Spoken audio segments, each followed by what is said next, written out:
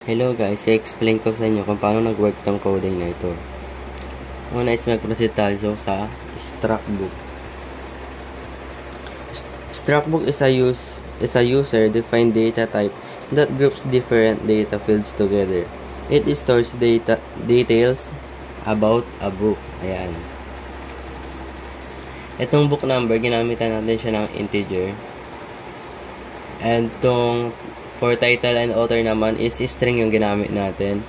And yung price naman is float yung ginamit natin. And yung year published naman is integer. So ito yung function prototypes. Siguro nagtataka kayo kung bakit void ang ginamit ko dito. Para malinaw ang purpose ng function. Kasi may two different types of functions yan eh. First is value returning function. Ito siya.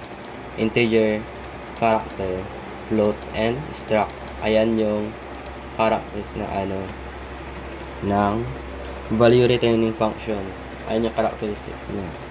And for non-value returning functions naman is itong void.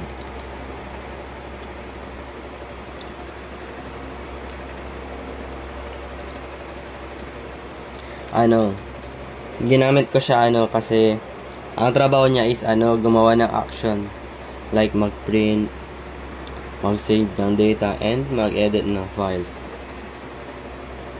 At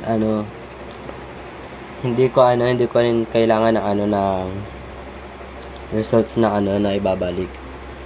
Ito ang example niya. For example dito sa book details. Nag-save siya ng data sa sa my book. And hindi naman nagbabalik ng result. Ayan. Kaya dyan ko siya ginamit. Kaya ko siya ginamit. And ito naman is yung the main function. Ito yung library menu. And ito yung case. Case A is add book details, and case D is display book details, and case C is edit book details, and case Q is quit the program. And for library menu, ito